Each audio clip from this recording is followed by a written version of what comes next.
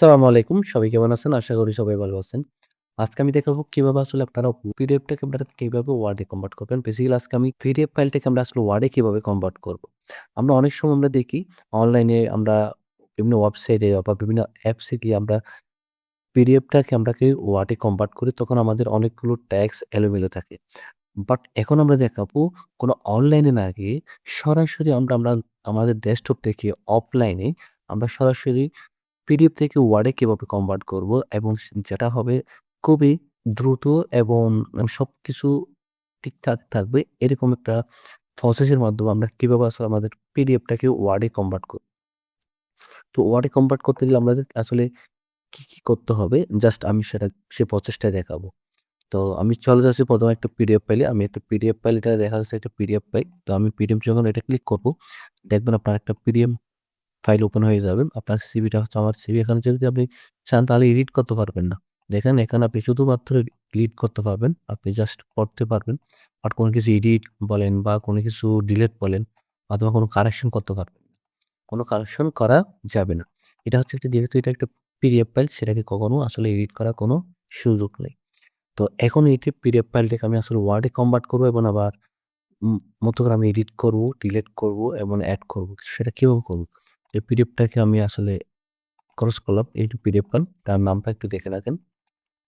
এই পিডিএফ ফাইলটা তো এটাকে আমি ওয়ার্ড ফাইলে কনভার্ট করব। অনলাইনে না আমি ডাইরেক্ট টোটালি অফলাইনে করব। কিভাবে আসলে করা যায়? তো ১ম এই আমি চলে যাচ্ছি আমার অফলাইন যেটা ডাটা আছে সেটাকে আমি বন্ধ করে দিব। বন্ধ করলাম। তো এখানে আমি চলে যাব ওয়ার্ডে। ওয়ার্ডে ক্লিক করব। আমার ওয়ার্ড রয়েছে আপনাদের যে ওয়ার্ড রয়েছে মাইক্রোসফট ওয়ার্ড আপনি সেটাকে ওপেন করে নিবেন। ওপেন করে নেওয়ার পর আপনি দেখবেন এখানে ব্ল্যাঙ্ক ফাইল, ব্ল্যাঙ্ক ফাইলে ক্লিক করবেন।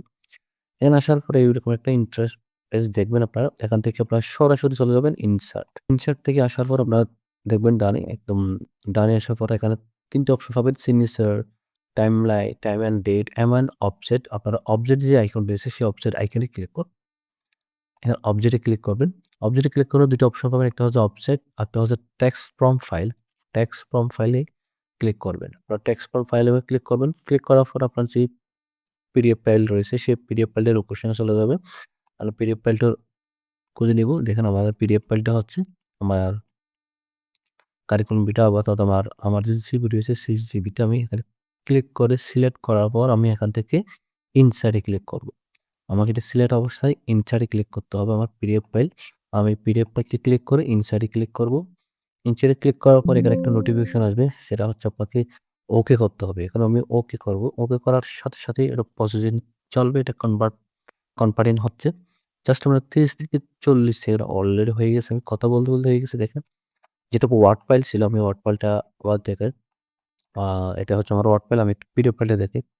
দেখেন এখানে যেভাবে আছে দেখেন এখানে হচ্ছে শুরু থেকেই এবং এখানে আপনার ওয়ার্ড ফাইলে দেখেন হুবহু এখানে ডাইরেক্ট এখন আপনি যদি পিডিএফ ফাইলে যান তাহলে কোনো কিছু দেখেন এখানে কোনো কিছু ডিলিট বা কোনো কিছু এডিট করতে পারবেন না।